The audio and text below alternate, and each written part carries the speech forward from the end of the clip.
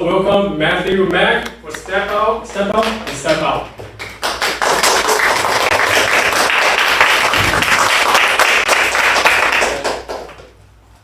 So who here joined Toastmasters for the purpose of becoming a better leader? Raise your hand. Not the majority. Who decided to join Toastmasters to become a better communicator or public speaker or improve their English? Please raise your hand. That's the majority. We don't walk through that door of that club thinking that I'm going to be the next club president. Nobody raised hands. You don't walk through that door thinking I'm going to take a club officer role. We come here as members. I, like you, joined Toastmasters not that long ago. I know William has joined Toastmasters much longer than I have. But he's still very young. And we joined Toastmasters for the exact purpose of being a communicator, of being a public speaker, of getting rid of that stage fright, so that we can speak comfortably in front of audiences, small or large. And that's actually why I joined Toastmasters, very much like you. Don't think that a native English speaker will not get nervous. That's not true. Speaking English to a friend on a daily basis and speaking English in front of 10 to 500 people are completely different things. And I joined in November of 2015. So it has not been 5 years yet. And I walked into the room of that very first meeting that I was invited to. I did not know this before. I got handed a set of timer cards and said, "You're going to be the timer today." I was a guest, everybody. The reason why I later found out was that that particular club that I visited was dying. We had an active membership of about 8. 10 on the roster for the dashboard. So it looked okay, but in reality, as we might all know, it wasn't. So I got handed a set of timer boards and said, "You're the timer today." And I said, "Okay, what do I do?" I didn't have to say yes. I could have made up a ton of excuses and said, "Well, it's my first time here. I don't really know what the rules are. I've never done this before. Can I see somebody else do it first and I do it next time?" But I stepped out of my comfort zone and I stepped up to the plate. And that was my very first experience with Toastmasters. And then I joined right after that. And then little did I know, a month into the whole thing, I was asked by then club president, "We actually never had a club SAA. It's never on the roster. We never reported it. We're missing this role and we would like to have a full club officer list, despite of how few members we have. Would you consider being the SAA?" And I said, "Well, what does an SAA do? I would like to know before I say yes." And of course, as most club officers know, we always say, "Oh, you just go in front of the room, say a few words, tell people to turn off their cell phone, just make sure you bring the banner and everything, don't lose anything, and that's good to go." That's what I was told too. I didn't get any more information than you did. But I stepped up to that plate and I said yes. And I stepped out of the comfort zone again. Because I just went from a regular member to being an SAA after joining for a month. And it was tricky because I had no idea what I was getting myself into. But that was how I learned. And I learned faster than anyone. And little did I know, after joining for a year, because the club was dying, nobody wanted to step up to the roles, that I was asked, "Would you like to be the club president?" So up to this very point that I'm no longer district director, I have never been DPE. but I had to learn how to be a president. I had to learn how to put together an agenda. I had to learn everything myself because the club was, well, 10 fingers, right? But then I stepped up and I said, okay. And guess what?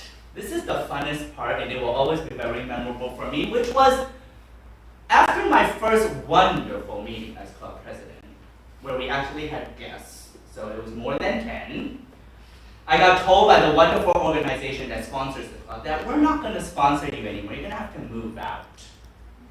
After my first meeting as club president, oh my God. So I frantically, with the help of members, looked for a venue. And this is when you step up to the game, because you have to make crucial decisions. And people look to you to make those very important decisions. And those very same people who look to you to make those decisions refuse to make the decisions themselves. However, they have a lot of opinions that you have to consider. They don't want to decide, but they want to have a say. I know you're all laughing because it's true. So I had two groups of people. Stay here because the venue's free and it's beautiful. And it's wonderful. The name's great. And then the other group said, no, we move out. They keep having this issue and we're always late for our meetings. Towards the first meeting of my presidency, what happened was our club was meeting and running late 30 minutes every meeting because we were blocked at the door. Yes, we met inside of a government building, which is why. But then I stepped out, led the entire club to a new location. Now, did I feel like it wasn't fair that I became a club president of this club that was struggling on the brink of dying, breathing its last breath on its deathbed? I will be honest, at that moment, yes, I did think that. I was like, what did I get myself into? Why did I not get myself into a club where it was healthy and we had a lot of people and I didn't have to ask all these guests to take these roles because we only had 10 people. We moved to the new location. We kept on trying. And we got President's Distinguished my year. 10 points. And we had 20 members by the end of my term. And that mark of excellence has lasted up to the last 2019 to 2020 term. We've been President's Distinguished every single year. And the club has survived. And I'm not telling you that you have to ignore people's opinions. That's not true. As a leader, get the ego out of your head. You don't know it all. And you can't do it all. You have a team. That team doesn't stop at the club officer level. That team continues onto your members, onto the guests, onto every person that you can get help on and help from. So as a president, you have a say. And sometimes you have to make that final decision where your say is final. But make sure that you have a majority of the consensus from your members. Because everyone's opinion and ideas are that important. So I listened to all the members' opinions, all of their pros and their cons, and all of their ideas. I gave them that voice, I gave them that chance, and eventually I had to make a decision, but I did not make it alone. We had a vote on it. I told them my thoughts, but I didn't say it's this way or the highway. As a leader, you have to step up to the plate sometimes. And I think the VPEs will agree. If somebody suddenly backs out of the role and you can't find anybody, you jump down there and do the role yourself. That's the way to keep the meeting going. Because you can't have a block there and not have the meeting going. So that's a way of stepping up and stepping out. And eventually, I got asked, after being club president, if I wanted to be the division director. Not the area, the division director.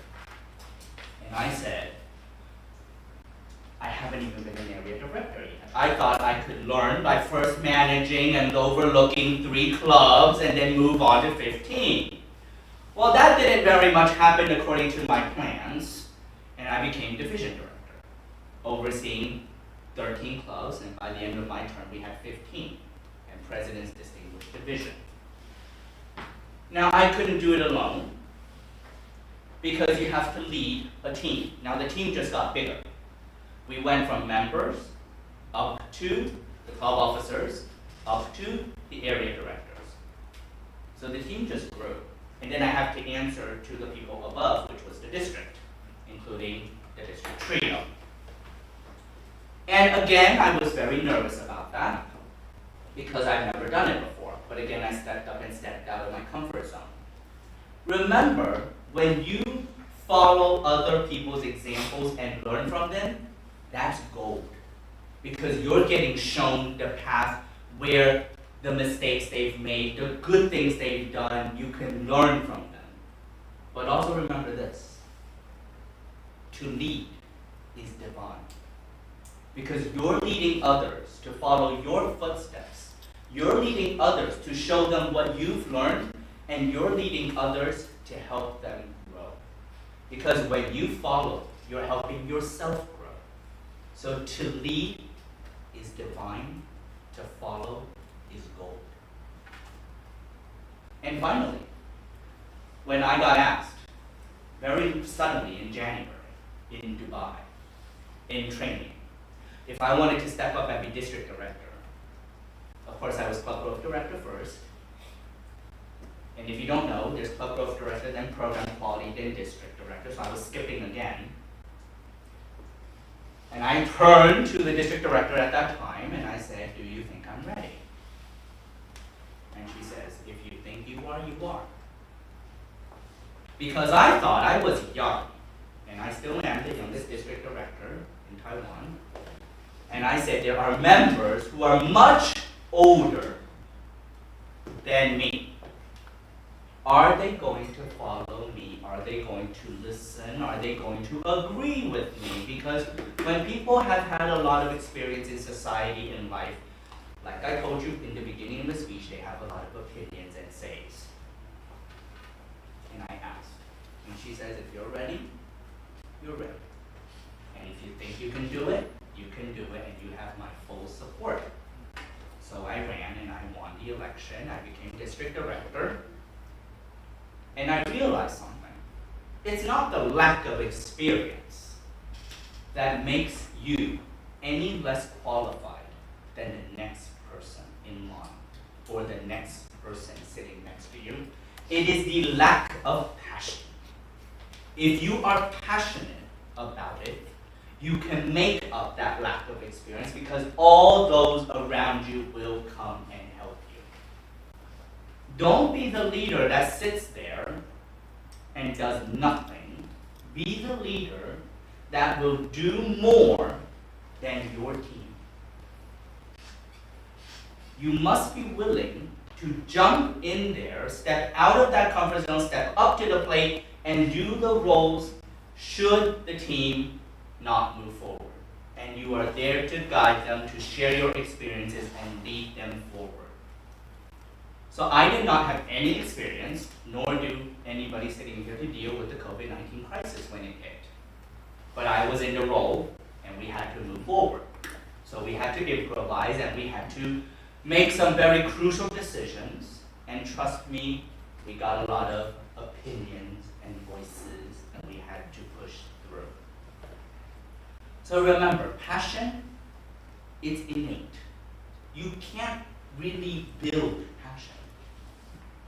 You're passionate about something, if you feel strongly about something, then you will do it.